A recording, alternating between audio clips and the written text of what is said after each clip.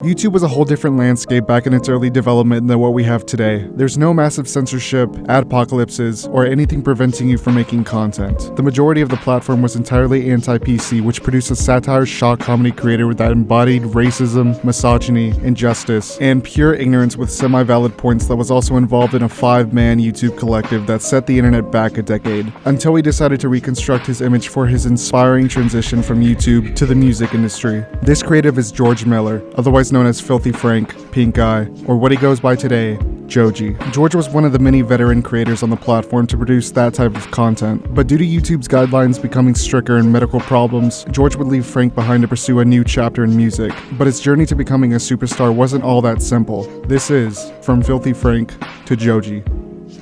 3, 4.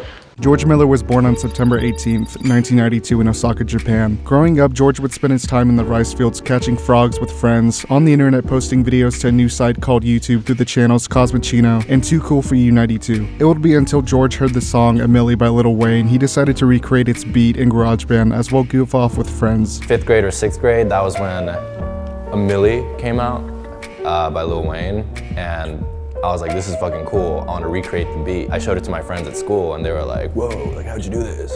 Moving to high school, George would attend the Canadian Academy of Japan and work at a Lawson's Family Mart at night, where he'd write a lot of music on the back of receipts. Around this time, George would produce music under the name Lil D, creating bangers like The Greatest Song Ever, Swag, Waffle House in Guam, and more. As well, during high school, George would create a YouTube channel under the name Dizasta Music, posting 16 video sketches with friends in 2008. In time, George would graduate pursuing college abroad in New York and come back to Dizasta Music, which would birth Filthy Frank through the video Filthy Shit. Filthy Frank, a character who's overly expressive about racism, sexuality, misogyny, injustice, and ignorance, who spews offensive jokes and takes shots at any group, as well introduce a variety of other characters, including one in a pink morph suit called Pinkeye. The videos posted are mere minutes long, but one of them uploaded on February 2nd, 2013 would set a trend nationwide called the Harlem Shake, which he would be flown out to an award show for this breakthrough dance move. Videos were being uploaded to Dizasta Music as well as a second channel called TVFilthyFrank, both consisting of minute sketches, Filthy Frank content, Japanese 101, and slowly branched more to Pinkeye songs used as an outlet to promote a variety of satirically offensive rap, and glimpses of beautiful strings from the ukulele, leading to Pinkeye's self-titled mixtape, showing off an array of George's musical talent. Prior to the release of the mixtape, George appeared in a video addressing his viewers about some updates. George had developed an overwhelming amount of stress, throat damage, and seizures from the show. Long story short, I was born with this, but I was recently diagnosed with a brain condition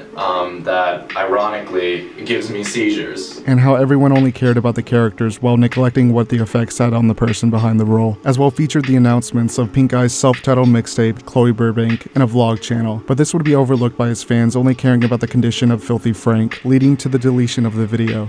George would move the entirety of Frank's content to TVFilthyFrank mid-2014 due to the massive amount of copyright claims and strikes Dizasta Music had taken over the years. And once this single video was uploaded, a whole new format was introduced on TVFilthyFrank, moving from minute sketches to full 10-minute videos, improving the characters, being creative, and pushing boundaries. And while those videos were being uploaded, George would give us a more personal and quieter view through himself on the channel Joji Vlogs. The channel served as a preview into the average day of George, his friends, glimpses of memories, and a way to slowly introduce snippets of serious songs. But that's all you're gonna get. Unfortunately, George took his videos down due to fans wanting him to focus more on Filthy Frank than Joji Vlogs. And I bet that was devastating for George to hear at that time, because in its description it says, "It's to please me, not you." Snippets of music were being introduced throughout George's channel, and the appearances of Joji and Frank's videos promoting Chloe Burbank. Fans would question whether or not the album would even be released. That's because it never was. Only singles and beats were uploaded to Joji's SoundCloud. Eventually, his community would take those songs as well extend snippets from his other channels to create multiple fan-made albums, and that would spark more awareness and demand for his music, slowly building up the phrase, "Oh, we want real music! We want real music! We want Joji music!"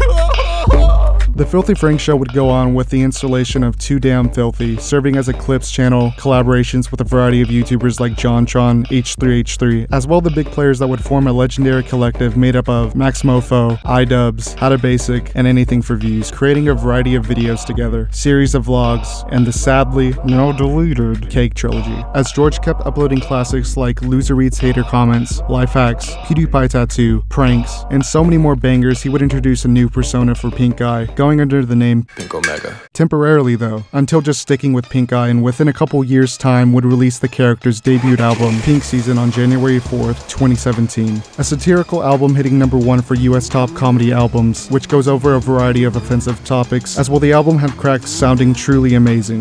Pinkeye would be spotted by the label 88 Rising and posted to their YouTube with an assortment of remixes, a pink party, and even appearing on Jimmy Fallon. This next song is from an artist called Pinkeye. Let's take a listen to Meme Machine. Meme Machine. Meme. Wow.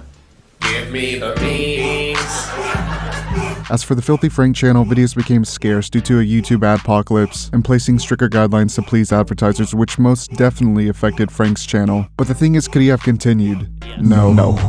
An incentive for YouTube is to put out videos, get views, and revenue out of it. So what is the point when your content will either get demonetized, age restricted, or deleted, affecting the promotion of your channel? Plus the medical risk of getting a seizure, as well the social climate of will people find this type of humor or behavior as funny years down the line from when they first viewed it. Carrying on. The channel's most recent videos mainly focus on Pinkeye's album and a couple of Frank's videos until September 27th, 2017, which would be his last video uploaded. A video promoting a book while disappearing through the abyss, leaving Pinkeye and the rest of his characters behind and making his transition from YouTube to the music industry. This would conclude an era, only to begin a new one. 6 days after Pinkeye released his album in 2017, Joji would appear on the 88 Rising channel with the song Medicine, and throughout the year others like I Don't Wanna Waste My Time, Rain on Me, and Will He, all melancholic style songs about love and reminiscing. Within days, Joji would release his EP In Tongues on the 3rd of November, following with music videos and a huge promotion campaign. A year had passed, and in 2018 came with a Joji-packed year, appearing on 88 Rising's collaborative summer album Head in the Clouds, which produced the hit song Midsummer Madness. As for Joji's personal projects, he would release his 2x platinum Slow Dancing in the Dark, peaking at 69 on the US Billboard Hot 100 and 39 for R&B/hip-hop charts, followed by his debut album Ballads 1, released on the 26th of October, peaking at #3 for US Billboard 200 and #1 for R&B/hip-hop charts. From 2019 to 2020, Joji would release the singles Sanctuary, Run, Gimme Love, and Daylight, building up to the release of his next album. But following to that point, mid-2020 would present Joji with troubles within his community. The transition from Filthy Frank to Joji, fans followed his transition knowing about his previous works, unlike the new fans that just heard about Joji, not aware of the Filthy Frank show. But once they put two and two together, the mob mentality began on Twitter screaming Joji's name. In the end, it wouldn't affect his career, and came the release of Nectar, peaking at #1 on the Australian albums, #3 for US Billboard 200, and presented a live stream concert, The Extravaganza, which featured some tame aspects that would fill Filthy Frank fans with joy. Joji has made an incredible impact on the internet, whether that be through his videos, entertaining and triggering people, or presenting his musical talent of making you cry while in the shower reminiscing about previous lovers. And the proof is in his billions of views on YouTube, or through his streams showing that he has achieved a sense or the fullest of superstardom by dropping projects only to go dark for a period of time and come back even stronger than before, as well the anticipation of what new project, visual or sound he will construct. Nectar is only Joji's sophomore album, and this is only the beginning of what he has to show off. And as the time passes, his fans and newcomers will appreciate what impact he has left, starting from his beginnings of Filthy Frank to what he will create with Joji, or whatever next medium he may pursue.